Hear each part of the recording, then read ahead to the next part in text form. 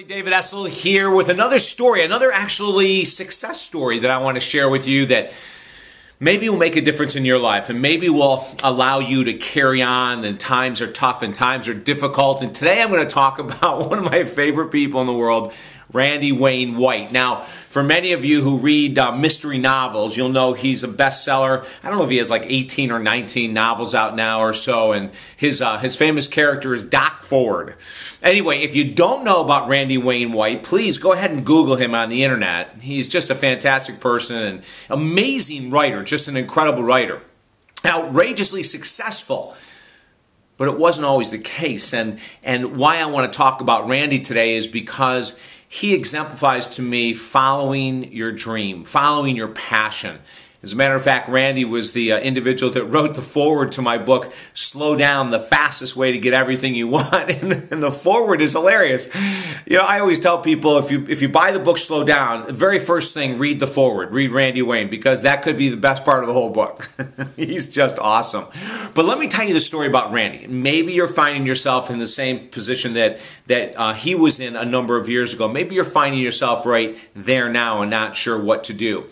He was a very talented fishing guide on Sanibel Island in Florida and went through a period of time where that, as an exceptional guide that he was, that where he was working out of, the marina that he was working out of was closing down, which meant there was only so many marinas on the island. He couldn't go anywhere else to be a fishing guide, and he didn't know what to do. One of the things that he was outrageously talented at was imagination, creativity. And he loved to write. And one of the last times that he was out as a guide, as a fishing guide, he was talking to someone and they said, well, you know, the marina's closing down and what are you going to do? And, you know, he was real nervous. He said, I don't know. You know, I've got family to support. I've got all these responsibilities. I don't have a job. I don't even know where I'm going to go. And the very next part of it was very interesting. And the person asked him, well, if you could do anything, what would you do? And Randy started laughing. He said, well, I'd be a really famous writer. And the guy said, well, are you writing? And Randy said, well, yeah, as a matter of fact, I am. And then he went on to say that he had a very, very good friend who had, I believe it was a daughter that was an editor in the publishing industry. Now think about this. You know, Randy was asked if you could do anything in the world, what would you do? And he half jokingly, half seriously said, I'd like to become a famous writer. And just that thought, those words, those actions opened up a doorway in the universe for him to go through. Now, as he's told me many times, the path to becoming a superstar author hasn't been easy. You know, lots of rejection. Rejection from editors, rejection from our own selves. You know, can I do it? Am I worthy? Could I be successful? Could I actually write and make a living? You know, that's one of those things that a lot of people that have a deep desire to write with incredible creativity and outrageous skills never pursue. So I have a question for you today. If you could do anything at all, anything whatsoever, what would it be for you to create a new career? For you to carve a new niche for yourself in life? What would it be? Would it be going back to school and learning a new trade? Would it be pursuing some other type of business other than the one you're in? You know, you could do that part-time regardless of what you're doing right now.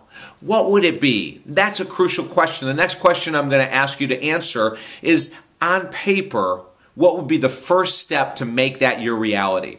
You know, if you want to be a great writer, let's say, are you writing right now? You know, like, don't wait to get a book contract to write. That'll never work. Write every day. Blog on the internet. Write in order to follow your passion. And if it's something else, you know, in a past video I talked about a woodworker, a cabinet maker that was working in a full-time position they hated, started making their cabinets at night again, something they'd done years ago, and found a whole new passion and love of life in general. What is your passion? Write it down. Maybe you have 3 or 4 or 5 different passions you'd like to pursue. You know, I remember one time meeting a professional sand castle builder. Now, I'm going to repeat that just so you make sure you heard me correctly. A professional sand castle builder who made enough money on the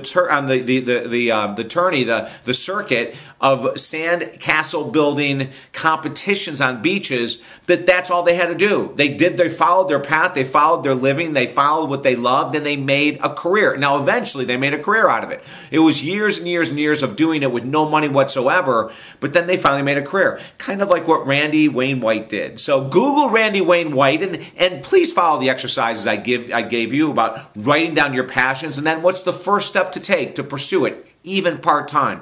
Don't let your dreams escape you. Don't let this life go by, and when you're in your 60s, 70s, 80s, 90s, or older, going, man, I really wish I would have.